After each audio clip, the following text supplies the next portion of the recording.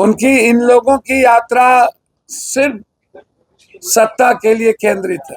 कोई भी ऐसा नेता जो यह नहीं कह सकता हो कि उन्होंने कभी लाठी खाया हो, कभी संघर्ष किया हो, ऐसे ऐसे नेता देश में आ गए जो हमेशा बैक दरवाजे से देश के संविधान लोकतंत्र के लिए खतरा रहते हैं। उनकी यात्रा जो है बिल्कुल इस बिहार के 14 करोड़ जनता के भावनाओं के खिलाफ है। 29 तारीख से जो हमारी यात्रा निकलेगी। नमस्कार, आप देख रहे हैं दर्श न्यूज और मैं हूं यति आपके साथ। जाप सुप्रीमो पप्पू यादव ने एक बड़ा बयान दे दिया है। पप्पू यादव ये कहते नजर आए हैं कि आजकल लोग यात्रा करते हैं तो अपनी कुर्सी बचाने के लिए यात्रा करते हैं। वहीं पप्पू यादव ने एक बड़ा ऐलान कर दिया है, अब वो भी यात्रा पर निकलने वाले हैं। जी हां, पप्पू यादव ने एक तारीख बताई है और ये कहा है कि वो भी अब बिहार के अररिया से यात्रा पर निकलेंगे और यात्रा करते हुए पटना आएंगे। साथ ही बता दें कि तमाम मुद्दों को लेकर भी पप्पू यादव ने आज एक प्रेस कॉन्फ्रेंस के दौरान कई महत्वपूर्ण जानकारियां दी। वहीं बिहार में जिस प्रकार से आरक्षण का मुद्दा है उसे लेकर भी पप्पू यादव ने बड़े ऐलान कर दिए हैं। साथ ही बता दें कि अपनी यात्रा को लेकर पप्पू यादव सीधे तौर पर तो नहीं, उन्होंने किसी का नाम नहीं लिया, लेकिन राजनीतिक गलियारे में ये कहा जा रहा है कि उन्होंने तेजस्वी यादव पर हमला बोला। देखिए, एक वो समय था लोकसभा चुनाव का जब पप्पू यादव लालू परिवार से मिलने पहुंचे थे। कमरे में मुलाकात हुई थी, तेजस्वी यादव थे, साथ ही लालू यादव और पप्पू यादव बातचीत करते नजर आए थे। ये उम्मीद था कि आरजेडी पप्पू यादव को टिकट देगी पूर्णिया से, पर ऐसा हुआ नहीं। पप्पू यादव इसके बावजूद भी चुनावी मैदान में उतरे। उन्होंने एक निर्दलीय उम्मीदवार के तौर पर नामांकन किया और अब वो पूर्णिया से निर्दलीय सांसद है। इस बीच बता दें कि अब पप्पू यादव भी यात्रा पर निकलने वाले। एक तरफ तेजस्वी यादव आभार यात्रा कर रहे हैं, वहीं दूसरी तरफ अब पप्पू यादव अररिया से पटना तक यात्रा करने वाले और लोगों के बीच जाएंगे, जनता के बीच जाएंगे। अपने प्रेस कॉन्फ्रेंस के दौरान और क्या कुछ कह रहे हैं पप्पू यादव, हम आपको उस पूरे वीडियो के साथ छोड़े जा रहे हैं। कुर्सी पाने के लिए, सियासत के लिए यात्रा होती है हमेशा।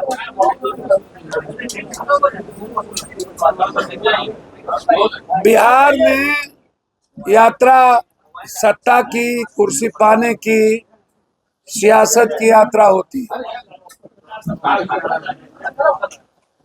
कोई भी ऐसा नेता जो यह नहीं कह सकता हो कि उन्होंने कभी लाठी खाया हो, कभी संघर्ष किया हो, किसी गरीब की मदद की हो, चुनावी साल के पहले उनका कोई बिहार के संदर्भ में कोई मतलब हो ना, ऐसे ऐसे नेता देश में आ गए जो हमेशा बैक दरवाजे से देश के संविधान लोकतंत्र के लिए खतरा रहते हैं, समाज के लिए खतरा रहते हैं। और उनकी यात्रा होती है सिर्फ सत्ता, सियासत, कुर्सी के लिए। उनकी यात्रा गरीबों के लिए नहीं होती, किसानों के लिए नहीं होती। तो बिहार में जो लोग, चाहे सत्ता वाले लोग हों, चाहे विपक्ष हो, चाहे कोई और हो, उनकी यात्रा जो है बिल्कुल इस बिहार के 14 करोड़ जनता के भावनाओं के खिलाफ है, उसकी आजादी के खिलाफ है, लोकतंत्र, बिहार की संवैधानिक और लोकतांत्रिक मूल्यों के खिलाफ है। उनकी इन लोगों की यात्रा सिर्फ सत्ता के लिए केंद्रित है। 29 तारीख से जो हमारी यात्रा निकलेगी, देखिए उसमें एक ही बात है। आज मुद्दे तो अनेक हैं, मुद्दे एसटी एससी हक को लेके भी है, ईबीसी हक को लेके भी है, ओबीसी हक को, अधिकार आरक्षण को लेके भी है। जिन लोगों ने सब कुछ समाप्त किया है, ओबीसी लीडरों ने, चाहे जाति जनगणना का मामला हो, इन अधिकारों को लेकर के, लेकिन मेरा जो सबसे बड़ा मुद्दा आज है, उसी में सब कुछ है। मैं इस देश में चाहता हूं कि कोई भी देश के लोग उठे तो मंदिर में शिव का, कृष्ण का, राम की स्तुति सुने,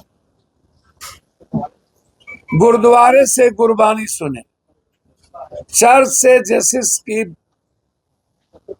वो प्रेयर प्रार्थना सुने, लेकिन मस्जिद से भी अजान सुने। लगातार आम आदमी की आजादी पर हमला से होते होते जिस तरीके से लगातार इस हिंदुस्तान में 20 सालों के अंदर, 10 सालों के अंदर मुसलमान खाएगा, मदरसा में क्या पढ़ेगा, दलित की पढ़ाई होगी कि नहीं, जो पढ़ेंगे वो इनसे पूछेंगे मदरसा की पढ़ाई में क्या होगी, जिएंगे कैसे, खाएंगे क्या, घर बनाएंगे तो इनसे पूछेंगे, और अब मरने के बाद कब्रिस्तान में जाएंगे तो टैक्स अदानी अंबानी को देंगे, इनसे पूछेंगे। तो क्या आप जीते जी तो मारते रहे जेल में? अभी दिल्ली हाईकोर्ट ने दिल्ली के 4 दंगे में जिनका नाम इन्वॉल्व किया था, उन चारों को बरी कर दिया। तो आप तो धर्मों पर की जो स्वतंत्रता है, किसी भी धर्म, उसकी आजादी पर जो हमला है आपके, हम उसके खिलाफ हैं। चाहे सिखिज्म हो, चाहे ईसाईयत हो, चाहे इस्लामिक, हम उसके खिलाफ। आप विकास का काम करिए, हम साथ देंगे।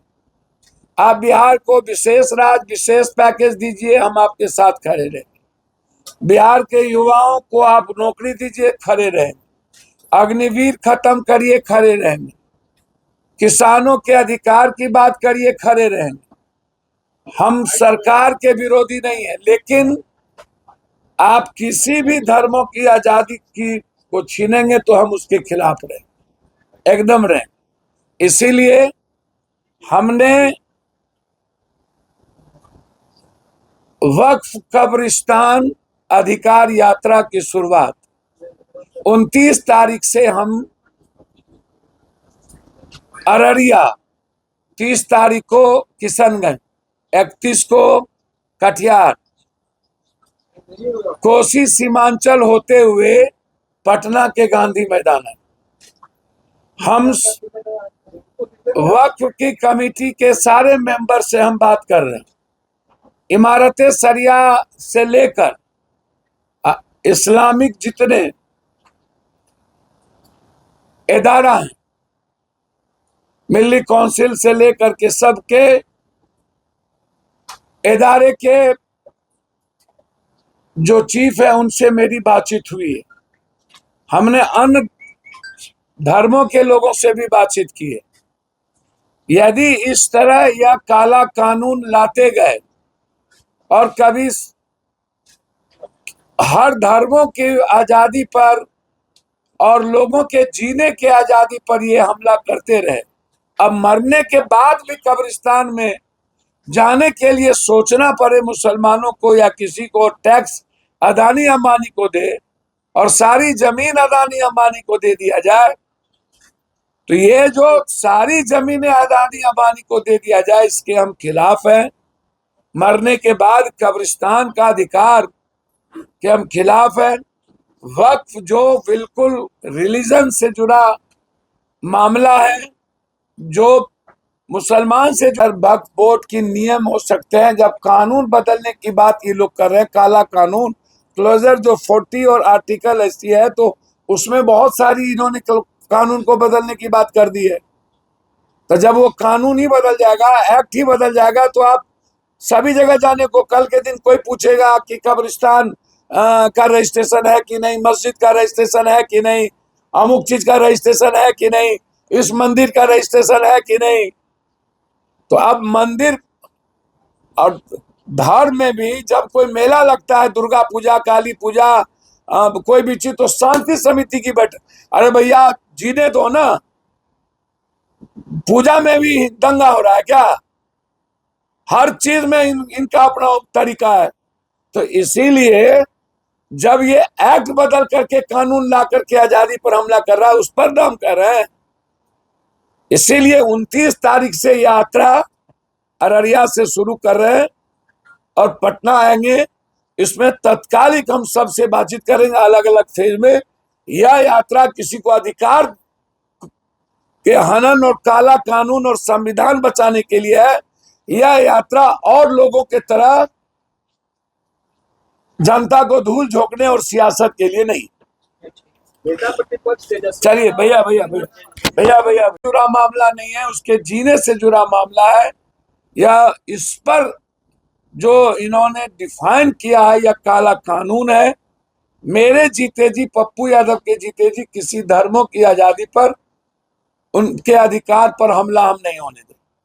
और हम इसकी लड़ाई